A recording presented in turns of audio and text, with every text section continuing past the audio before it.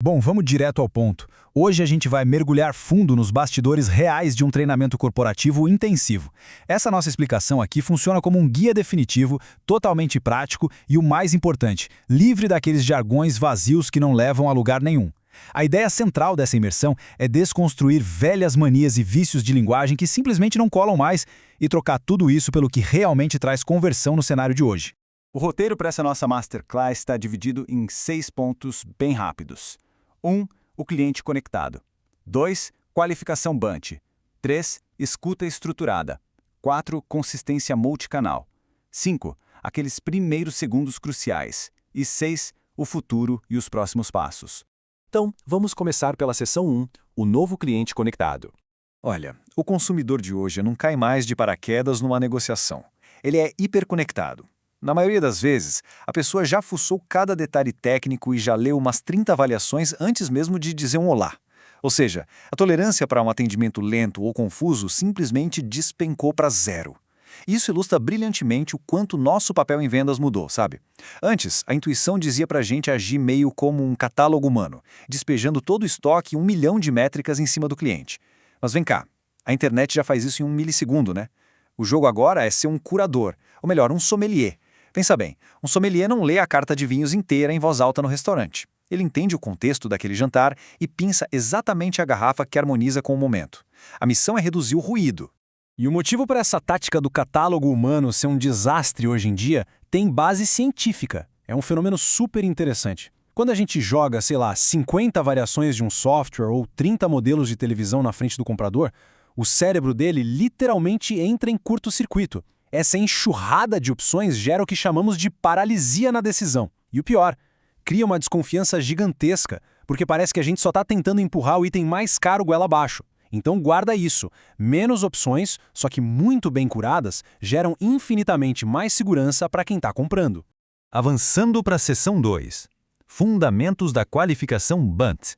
Agora que a gente já sacou quem é esse novo cliente, vamos para as ferramentas práticas. O maior desafio ali na linha de frente é separar rapidinho quem é o cliente ideal de quem é só um curioso dando aquela famosa olhadinha. O cliente ideal tem orçamento, poder de decisão e uma dor real. Já o curioso não tem nada disso e, convenhamos, suga uma energia absurda da operação. Para fazer esse filtro de um jeito inteligente, a gente usa uma metodologia clássica, mas totalmente atualizada. O BUNT, B de budget, para saber se tem dinheiro na mesa, A de autoridade, para checar se a pessoa realmente apita alguma coisa na decisão, N de necessidade, para validar se o problema existe mesmo, T de timing, para medir a urgência, e C de concorrência, para entender com quem mais a gente está sendo comparado. A regra de ouro aqui é libertadora. Se não tiver necessidade real e autoridade, não tem por que enviar uma proposta comercial complexa. Vira só uma conversa educativa.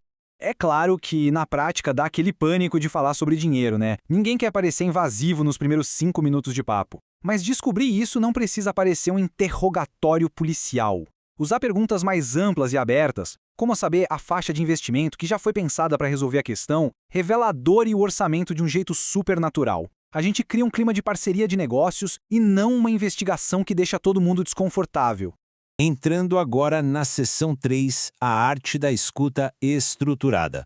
Mas olha, de nada adianta fazer as perguntas perfeitas do BANT se a gente não processar a informação direito.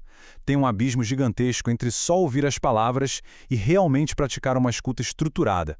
A confiança do cliente desmorona em questão de segundos quando aqueles maus hábitos aparecem. Sabe aquele erro de ficar formulando a proposta na cabeça, ou pior, calculando a comissão enquanto a pessoa ainda está lá desabafando sobre os problemas da empresa? Isso acaba com qualquer empatia. Outro tiro no pé é ignorar o tom emocional. Imagina responder com entusiasmo robótico quando a voz do outro lado está transbordando urgência e exaustão. A escuta ativa exige foco absoluto para validar de verdade essas dores e prazos. E o ponto alto dessa escuta é o que chamamos de resumo espelho. A psicologia por trás disso é simplesmente genial por ser tão simples. Quando a gente pega tudo o que processou e reflete de volta para o cliente, de uma forma bem calma e organizada, o cérebro dele relaxa na hora. Sentir que alguém realmente te compreendeu no mercado de hoje é uma coisa rara, e é uma ferramenta absurdamente poderosa para fechar negócios e evitar aqueles erros trágicos no escopo do projeto depois. Vamos para a seção 4, consistência multicanal. Hoje em dia, uma interação perfeita quase nunca acontece num lugar só. A gente vive numa realidade totalmente multicanal. Aquela experiência impecável que rola numa loja física ou numa call de vídeo tem que transbordar com o mesmíssimo nível de excelência para o WhatsApp, para os comentários nas redes sociais e para o telefone. Então, o ponto crucial é manter a identidade da marca absolutamente intacta em todos esses lugares. A personalidade não pode ficar sofrendo mutação dependendo de onde o cliente grita. Se a promessa é ser um atendimento premium e consultivo, isso tem que aparecer até naquela mensagem rápida de texto. Entregar informações contraditórias dependendo do canal é um pecado capital que joga a credibilidade no lixo. Pensa nisso como assistir a uma série de TV incrível. Se aquele detetive brilhante de repente começa a agir feito um neurótico confuso quando a série muda de canal, a imersão acaba na hora, não é?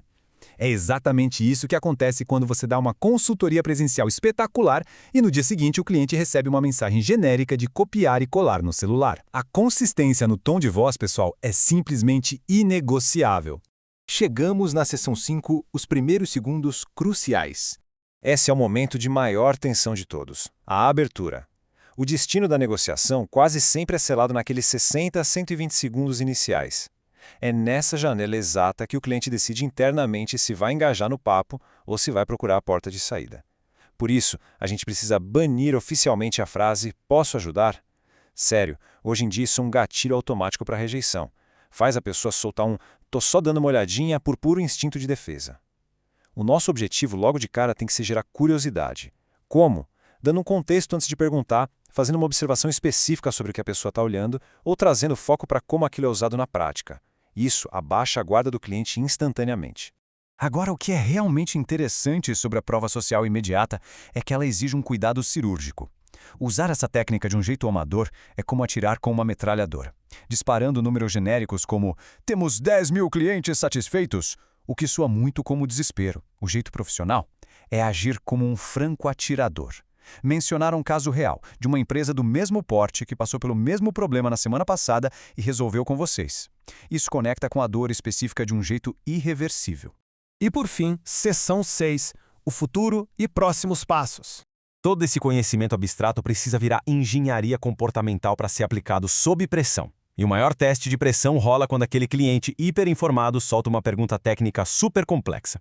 A tendência natural, bate o desespero, é tentar improvisar ou até inventar um dado, né? O antídoto para isso é a honestidade radical. Ter a confiança para olhar e admitir que não tem aquele número exato de cabeça, mas prometer e entregar confirmação certinha 30 minutos depois. Isso constrói um respeito absurdamente maior do que qualquer invenção improvisada. É a vulnerabilidade ancorada na proatividade. E para garantir que nada disso vire só uma teoria esquecida na gaveta amanhã, tem lição de casa. A ideia é ir para o mercado e trazer a realidade nua e crua para a gente analisar. Fazer a autópsia daquela venda perdida que acabou num vou pensar, ou analisar junto com a equipe aquele ghosting digital, aquele vácuo no WhatsApp. Pegar as falhas reais da operação e transformar em masterclasses para corrigir a rota na prática. Para fechar nossa imersão de hoje, eu deixo uma provocação bem profunda. Com todas essas IAs e sistemas automatizados já conseguindo vasculhar dados técnicos e formatar abordagens impecáveis em questão de milissegundos, o que é que sobra para a gente? A resposta está na capacidade genuína de processar a atenção na voz de alguém, de entender quando a hesitação é real e de aplicar aquele resumo espelho com emoção de verdade. A confiança humana profunda continua sendo o único código que a tecnologia não deu conta de quebrar. Fica essa reflexão para o futuro das nossas negociações. A gente encerra nossa explicação por aqui. Até a próxima.